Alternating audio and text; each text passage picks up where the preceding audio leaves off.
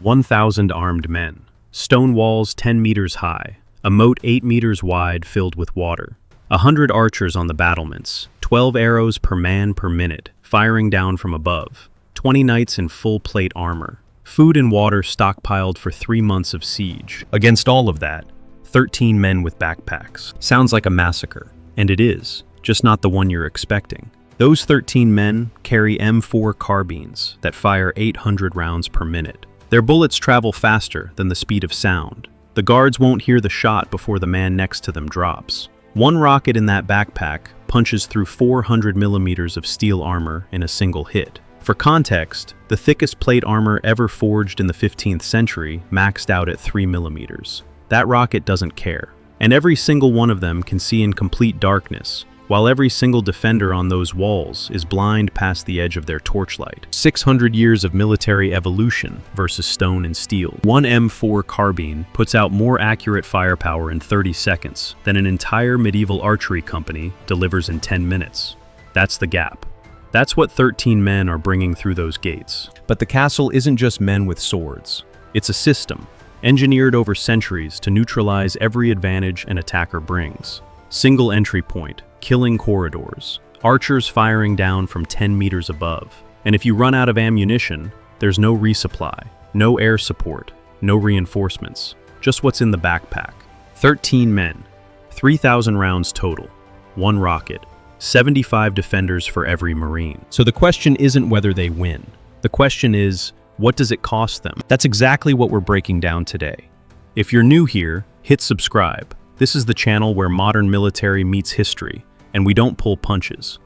Drop your idea for the next matchup in the comments. Now let's talk about what these Marines are actually walking into, because that castle has been perfecting the art of killing attackers for 600 years, and it's not done yet. Let's talk about what 13 men are actually walking into. A typical 15th century castle isn't one wall and a gate. It's 3 separate killing systems stacked on top of each other, each designed to destroy you after the previous one failed.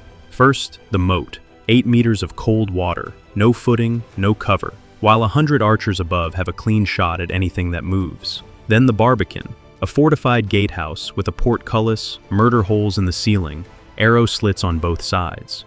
Get through the portcullis, and you're in a narrow stone corridor, with defenders firing down from 3 directions at once.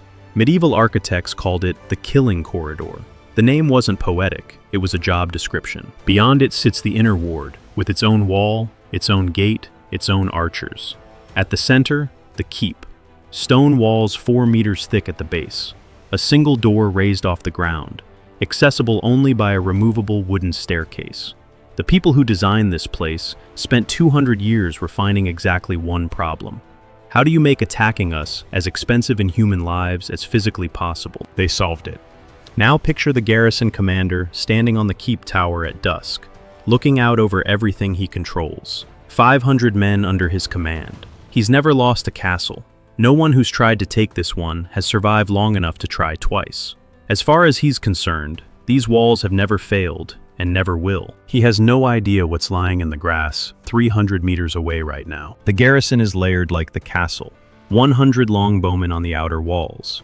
The English longbow pulls at over 100 pounds of draw weight, puts an arrow through light armor at 200 meters, 12 rounds per minute.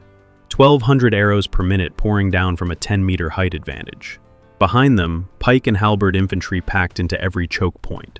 And in reserve, 20 knights in full plate armor. Each one a weapon system that took a decade to build. The castle has 3 months of food stockpiled, its own water supply, and a bell on the keep tower that wakes all 500 men in under 2 minutes. Against all of that, 13 men and whatever fits in a backpack. 3,000 rounds total across the entire squad. 500 defenders, 6 rounds per defender with 0 misses, 0 jams, 0 rounds wasted on a horse or a shadow in the dark. In a real firefight, even the best trained infantry in the world doesn't connect on every trigger pull. The Marines will burn through ammunition faster than the arithmetic suggests, and there is no resupply, no helicopter inbound. The last bullet they'll ever have is already loaded. One M4 carbine puts out more accurate, controlled fire in 60 seconds than an entire medieval archery company delivers in 10 minutes. The The technology gap is real, and it's enormous. But technology doesn't reload itself. The squad commander has watched this castle for 40 minutes through his night vision. He's counted the guards, mapped the patrol rotations, identified every weak point.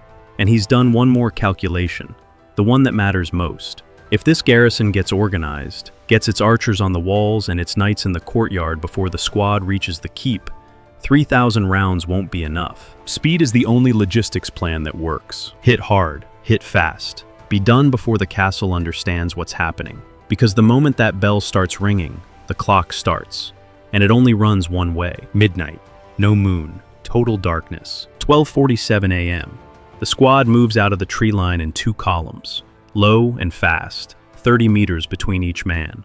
No torches, no moonlight. Through the PVS-14 night vision, every guard on those walls glows like a candle. The Marines can see individual faces, patrol patterns, the exact moment each guard looks left instead of right. The guards see nothing. 8 sentries on the outer wall, 2 at the gate. The squad commander counts them, maps them, assigns each one a number. Then, he gives the signal. 10 targets. 10 seconds. The first 2 shots come almost simultaneously from opposite flanks. Suppressed M4 carbines. The sound reduced to a dry crack that disappears into the wind before it reaches the walls. 2 sentries on the corner towers drop without a sound. Then 6 more in the next 40 seconds, working left to right along the wall in pairs. No warning, no alarm. The outer wall empties like someone turned off a light. Inside the castle, nothing changes. A dog barks somewhere, a torch flickers. The night watch rotation isn't due for another 90 minutes. 2 Marines break from the group and sprint across 300 meters of open ground. 8 seconds of total exposure. The moat is 8 meters wide, but they move 30 meters right, where a drop in the terrain brings the wall height down by 2 meters. Grappling hooks. 7 seconds of climbing. They're over. 60 seconds later, the portcullis begins to rise. The squad flows through the gate in a stack and fans into the outer ward. Stables to the left, the keep rising dark against the sky straight ahead. The squad commander checks his watch. 4 minutes and 12 seconds since the first shot. 0 casualties. 0 noise. This is going exactly according to plan. Then, the stable doors open. Not all the knights slept in the barracks. A mounted duty patrol, 8 riders in full plate armor, had been cycling through the inner ward all night. They heard the portcullis. They're already in the saddle. 8 horses at full gallop in a space 30 meters wide, each animal over half a ton. The lead horse hits the first Marine at full speed and drives him straight into the stone wall. He hits it hard and doesn't get up. 11 functioning rifles against 8 knights. The M249 opens up from the left flank. 3-second bursts aimed low. The lead horse goes down and blocks the narrow gap between the stables and the outer wall. The formation collapses. Knights wheel in the tight space, plate armor scraping stone, horses screaming. Does a 5.56mm round punch through 15th century plate armor? At 30 meters, yes and no. The round penetrates at the joints, underarm, back of the knee, the visor gap. A direct hit to the breastplate transfers enough energy to crack ribs through the steel. But the knight stays in the saddle. He doesn't go down from 1 shot. He goes down from 3. 4 minutes of close fighting in the dark. 6 knights dead. 2 retreating through the inner gate toward the keep. 1 Marine down with a broken leg. 1 with a deep cut across the forearm from a sword that found a gap in his sleeve. 11 functioning. 400 rounds burned. 2,006 rounds left. Then the bell on the keep tower starts ringing. The bell doesn't stop. It rolls across the courtyard, bounces off stone walls, punches through every door and shutter in the castle. And 400 men, who've been asleep for 3 hours, snap awake at the same time. The garrison commander reaches the keep tower in 40 seconds. He looks down into the outer ward and sees things that don't fit into any category he has. Small flashes of light where his knights used to be, bodies on the ground that shouldn't be there.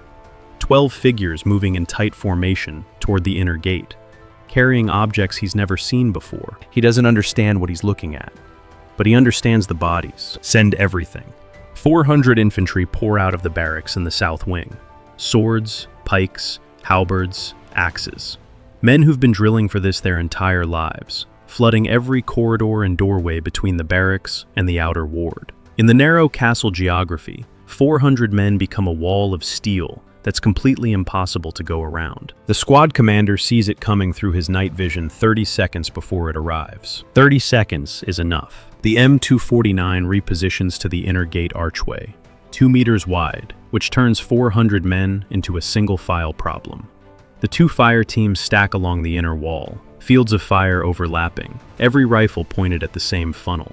The corpsman drags the Marine with the broken leg behind a stone pillar and stays with him. The first wave hits the archway at a run. The M249 fires in 4-second bursts. The archway becomes a grinder. 30 seconds of firing. The advance stops. But the garrison doesn't break. This is the moment that separates this battle from everything the Marines trained for. These men have never heard a firearm. They don't know what's killing them. Fear works only when you understand the threat, and they don't. They see men falling at the front and keep moving forward because that's what every battle they've ever known required. Courage and mass. More of both. The second wave pushes through the bodies of the first. 2,100 rounds left. 11 men. The math is getting uncomfortable. Then the garrison commander does something smart. He pulls his archers off the outer wall and repositions them to the inner wall, directly above the archway. 30 longbowmen with a vertical angle, firing straight down into the Marine position.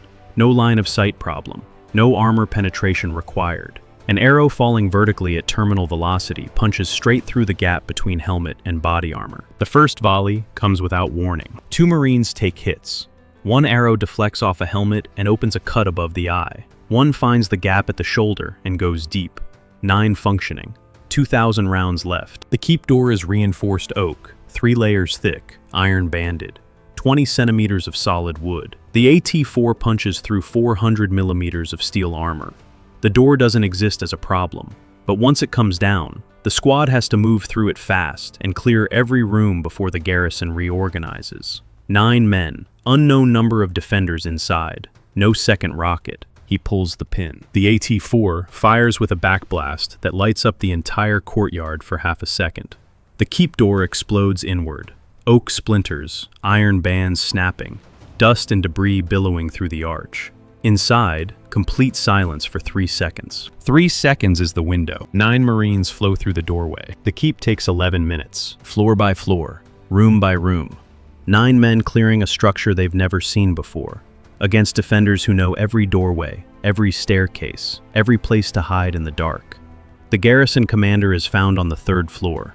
He sees the door to his solar splinter inward, and 4 figures pour through it, moving in ways he's never seen soldiers move. Low, fast, covering every angle simultaneously.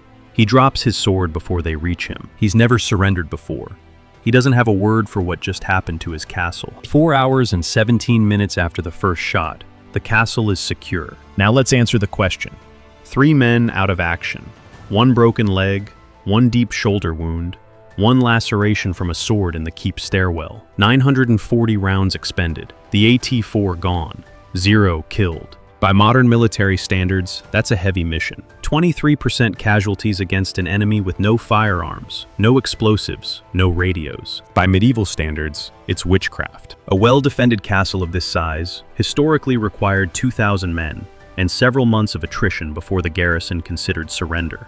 Assault parties that rushed the walls typically lost 30 to 50% before reaching the first gate. The Marines lost 0 men at the gate. 0 in the killing corridor that existed specifically to make crossing it a death sentence. The technology gap didn't just tilt the battle. It rewrote the rules the battle was supposed to be played by. The garrison commander did everything right. He repositioned his archers when the first plan failed. He sealed the inner gate when the courtyard was lost. He adapted twice in the same night against a threat he had no framework to understand. He lost anyway. Not because he made mistakes, because he was fighting with the knowledge of his century against men carrying the knowledge of 6 centuries he never got to live through. That's the real answer.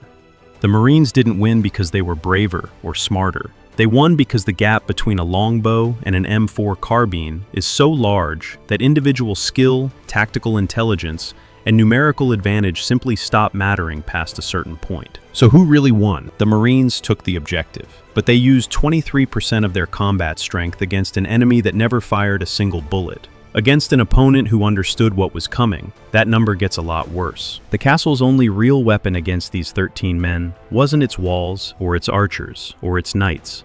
It was time. And the Marines took that away in the first 40 seconds. Does the castle hold if the garrison just locks the gates and waits for dawn? Drop it in the comments. Thanks for watching.